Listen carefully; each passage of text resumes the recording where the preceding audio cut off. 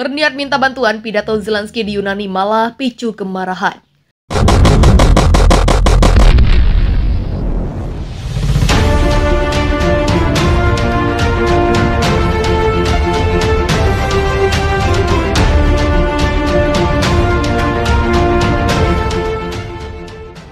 Pidato Presiden Ukraina Volodymyr Zelensky kepada parlemen Yunani menyebabkan kemarahan partai-partai oposisi. Pemicunya adalah kemunculan seorang pria yang mengidentifikasikan dirinya sebagai anggota etnis Yunani dari batalion ultranasionalis Ukraina. Azov muncul di sebuah video. Dalam pidatonya, Zelensky berbicara tentang penghancuran pelabuhan Mariupol, Ukraina, yang merupakan rumah bagi ribuan etnis Yunani dan meminta bantuan Athena. Selama pidatonya, dia menunjukkan video dengan pesan oleh seorang pria yang mengidentifikasi dirinya sebagai anggota batalion Azov, milisi sayap kanan yang sekarang menjadi bagian dari Garda Nasional Ukraina. Saya menyapa Anda sebagai orang Yunani. Saya Mikhail, kakek saya berperang melawan Nazi. Saya berpartisipasi dalam pertahanan Ukraina melalui batalion Azov, katanya seperti dilansir dari Reuters Jumat 8 April 2022. Zelensky yang diundang untuk berpidato di parlemen Yunani oleh Perdana Menteri konservatif Kyriakos Mitsotakis menerima tepuk tangan meriah dari anggota parlemen yang hadir di ruangan itu.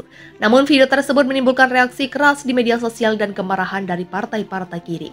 Tak lama setelah pidato, Ketua Partai Sayap Kiri Yunani, Riza Alexis Tsipras, mengatakan insiden itu adalah provokasi. Rusia dan Ukraina sudah lebih dari 6 kali melakukan perundingan perdamaian untuk mengakhiri invasi yang sedang terjadi. Dalam pertemuan terakhir, kedua negara melakukan negosiasi damai di Istanbul, Turki pada 29 Maret 2022 lalu. Berdasarkan hasil negosiasi, delegasi Rusia melaporkan jika Kiev telah siap dengan status netral, non-blok dan non-nuklir. Namun ketentuan dalam rancangan perjanjian disampaikan kepada negosiator Rusia oleh Ukraina berbeda dari yang digariskan pada pembicaraan yang diadakan di Istanbul tersebut. Kemarin pihak Ukraina mempresentasikan rancangan perjanjian kepada negosiator kami yang menunjukkan penyimpangan yang jelas dari ketentuan utama yang disepakati pada pertemuan di Istanbul pada 29 Maret. Ketentuan ini ditetapkan dalam dokumen yang ditandatangani oleh David Arahamia, kepala dari delegasi Ukraina, kata Menteri Luar Negeri Rusia Sergei Lavrov. Sebelumnya dalam negosiasi Ukraina setuju bahwa jaminan keamanan masa depan untuk Ukraina tidak akan berlaku untuk Crimea dan Sevastopol. Namun dalam draft kesepakatan yang baru, Ukraina justru menuliskan hal lain. Draft yang disajikan kemarin tidak berisi pernyataan yang jelas ini. Sebaliknya, ia menawarkan formulasi yang tidak jelas tentang semacam kontrol efektif. Per 23 Februari, kata Lavrov menambahkan. Lebih lanjut, Lavrov mengatakan pihak Ukraina telah mengajukan tuntutan agar masalah Crimea dan Donbas dibahas di tingkat Presiden Rusia dan Ukraina. Kita semua ingin bagaimana Presiden Zelensky berulang kali mengatakan bahwa pertemuan seperti itu hanya dapat terjadi setelah konflik berakhir. Begitulah ujarnya. Kemungkinan pada tahap berikutnya pihak Ukraina akan meminta penarikan pasukan dan menumpuk lebih banyak prasyarat. Rencana ini dapat dimengerti tapi tidak dapat diterima, tutur sang menteri lagi. Lavrov juga mengatakan jika Rusia telah menerima provokasi yang terjadi di Bucha baru-baru ini, mereka juga siap menunggu sanksi yang akan dijatuhkan Barat karena hal tersebut. Sebagai tanggapan kami menerima provokasi di Bucha yang segera digunakan oleh Barat untuk mengumumkan sanksi baru serta kekejaman terhadap tawanan perang Rusia oleh neonazi Ukraina, katanya seperti dikutip pikiranrakyat.com dari Sputnik. Diplomat Rusia menunjukkan bahwa dokumen yang ditandatangani oleh Arahamia pada 29 Maret memperjelas bahwa selain statusnya yang netral, non-blok, non-nuklir, Ukraina akan berkomitmen untuk menahan diri dari latihan militer yang melibatkan pasukan pemerintah asing manapun tanpa terlebih dahulu. Ukraina juga siap menerima izin dari semua negara penjamin termasuk Rusia. Namun dalam rancangan perjanjian yang diterima kemarin, ketentuan yang tidak ambigu ini juga telah diganti. Sekarang ini berbicara tentang kemungkinan melakukan latihan dengan persetujuan hanya sebagian besar negara penjamin tanpa menyebut Rusia, kata Lavrov.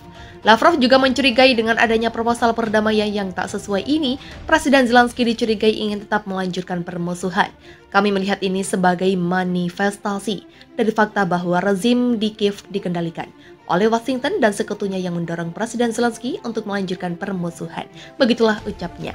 Presiden Ukraina Volodymyr Zelensky meminta PBB mencopot Rusia dari kursi tetap Dewan Keamanan.